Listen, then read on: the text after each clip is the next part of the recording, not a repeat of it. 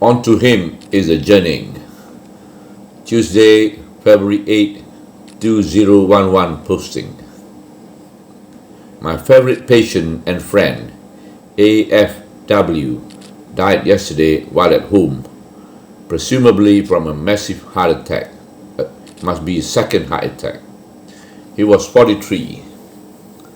Our paths crossed when he had his first coronary event at the tender age of 37. A young, thinking, up-and-coming CEO of a small company. One of those stable of companies owned by Syed Al-Bukhari. Had 4 stents implanted in 2005. Had bad residual left ventricular function following the first heart attack.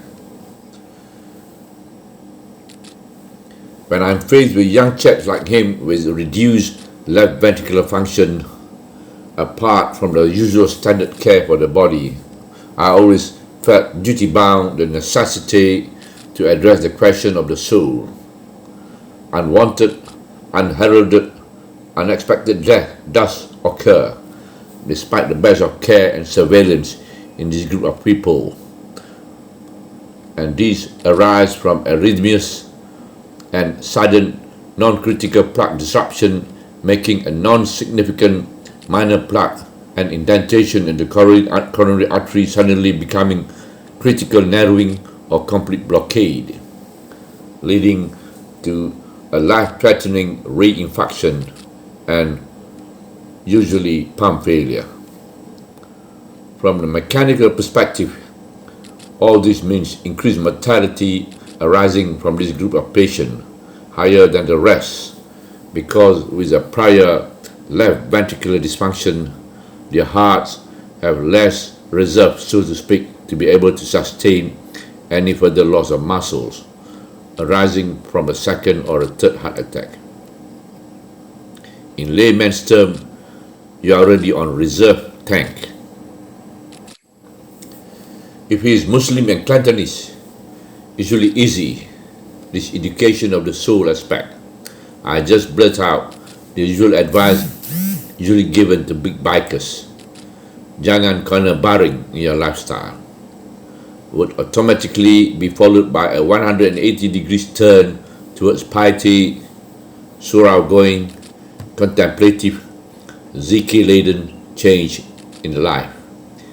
You are a big bike enthusiast and like to potong people around corners, you automatically know what I mean. If he is non-Cantonese and Muslim, this corner barring advice is rarely understood. Instead, I would advise him to take a 1 kilometer walk to his nearest surau for Maghrib and Isha. Do it 4 to 5 times a week. That addresses the exercise issue at the same time. You are non-Cantonese and non-Muslim. My tasks get a wee bit harder and difficult. Firstly, I have to make a rational assessment as to whether my patient is ready to accept the less than satisfactory news of possible and future SCD, our euphemism for sudden cardiac death. After having ascertained that, only then I would venture gingerly over the issue. Most would rather have me remain silent on this important issue. This gives us doctors in my position a wee bit of heartburn in the long run, because silence means a heavier emotional burden for us when untoward events occur in the future. That, in a nutshell, is the state of the business. Back to my friend AFW. He is non-Cantonese but Muslim.